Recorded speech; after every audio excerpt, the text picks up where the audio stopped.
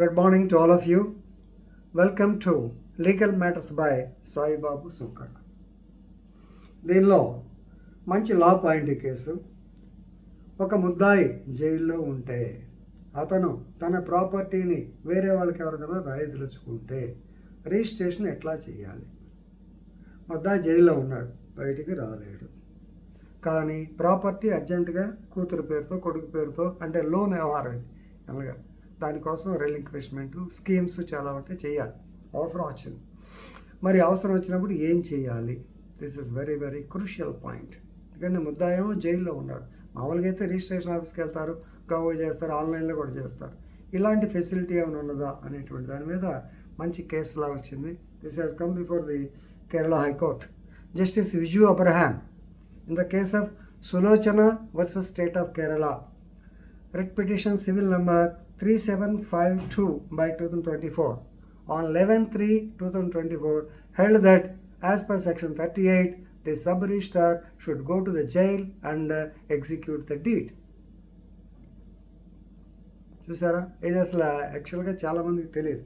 Section 38 is there and rule number అంటే chapter 56 of the Kerala prisons and correctional services management rules 2014, Kerala prisons and correctional services management with in bracket management rules 2014 jail superintendent has got authority. యాక్చువల్గా ఇది దేనికి ఇస్తామంటే మామూలుగా ములాఖత్ are విజిటోరియల్ rights దాని కింద దీన్ని chapter 56లో చెప్తా ఉంటారు.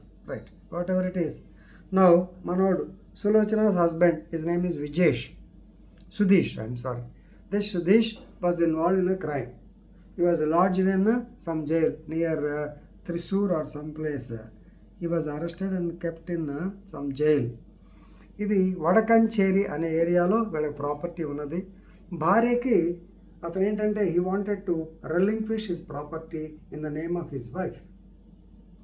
ఎందుకంటే ఆవిడ హౌసింగ్ స్కీమ్ ఏదో బెనిఫిట్స్ వస్తాయి, హౌసింగ్ స్కీమ్లో ఈ ల్యాండ్ కూడా చేరితే ఆమె పేరుతో ఉంటే లోన్ వస్తుంది, ఆ తర్వాత మంచి ఇల్లు కూడా వస్తుందనే ఉద్దేశంతో ఏదో స్కీమ్ వచ్చింది. ఆ స్కీమ్ చేయాలంటే the land should be in her name. ఇతని మీద అంటే జైల్లో ఉన్నాడు కాబట్టి రాదు. అందుకని he wanted to execute a relinquishment deed in the name of his wife. యాక్చువల్గా మొదట్లో వాడు ఒప్పుకోలే, నేను చేయని ఉన్నాడు. ఈ అమ్మాయి కాగితాలు పంపిస్తే యాక్చువల్గా డాక్యుమెంట్ అంతా చేసి ఈ అమ్మాయి సంతకాలు పెట్టి పంపిస్తే వాడిని సంతకం పెట్టమని పెట్టను అన్నాడు. తర్వాత ఏమైందో మళ్ళీ మాట్లాడుకున్నారు. Yes, is ready to sign. But ఇక్కడ ప్రాబ్లం ఏంటంటే సబ్ రిజిస్ట్రార్ దగ్గరికి వెళ్ళింది ఈవిడ. ముందు జైలు సూపరింటెండెంట్ గారి దగ్గరికి వెళ్ళింది. జైలు సూపరింటెండెంట్ గారి దగ్గరికి వెళ్ళి, అయ్యా my husband may be allowed to ఒక రోజు బెయిల్ ఇవ్వండి. సో దాని మీద అంటే అమ్మ మేం కాదు, కోర్టు నుంచి ఆర్డర్స్ రావాలి, కోర్టు నుంచి ఆర్డర్స్ వస్తేనే మేము పంపుతాం, లేకపోతే పంపని ఖరాఖండిగా చెప్పాడు. Then she went the sub registrar. Sub registrar ఏం చెప్పాడు, ఏమమ్మా మనిషి లేకుండా నేను ఎట్లా చేస్తాను, లేదా నీకు జీపీఏ ఉందా? జీపీఏ లేదు, మరి లేకుండా నేను ఎట్లా చేస్తాను, చేయనిపో అన్నాడు. Ultimately she has approached the honourable high court of Kerala by filing A civil writ. ఈ సివిల్ రిట్లో మెయిన్ సో ఈవిడ ఉన్న ప్రాబ్లం హౌస్ వచ్చేసి వడకంచేరి in Thrissur district. వడకంచేరిలో she has got house hold property and also landed property. దీన్ని భర్త he wanted to relinquish in the name of his wife. ఎందుకు? To avail the benefits of housing services. దానికోసం. Correct.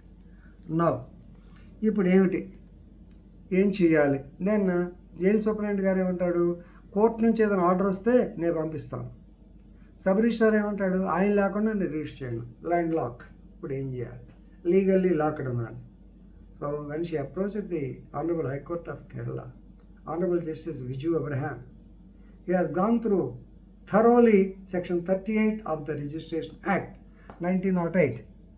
Section 38 says it deals with certain exemptions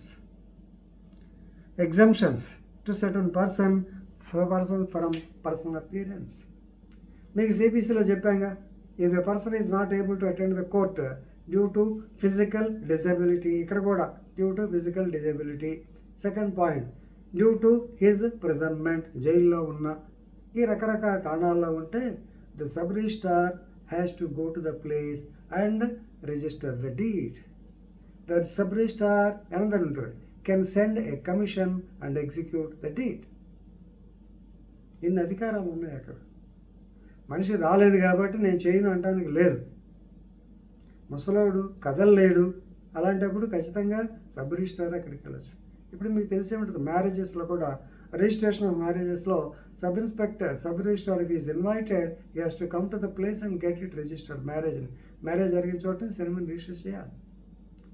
ఈ section 38 అనేది ప్రిజనర్కి, సులోచనకి బ్రహ్మాండంగా ఉపయోగపడింది. కాబట్టి now the directions are that the sub-registrar has to visit the jail and the jail authorities have to give permission and he can register the deed in the jail itself. రకరకాల కొత్త పాయింట్లు వస్తున్నాయి. కాబట్టి వీటన్నిటిని మీరు తెలుసుకుంటారని. Please read the case law of Sulochana versus the State of Kerala and enrich your legal knowledge. With this, I am concluding. Thank you very much. చెమట్లో ప్రదం పడుతున్నాయి.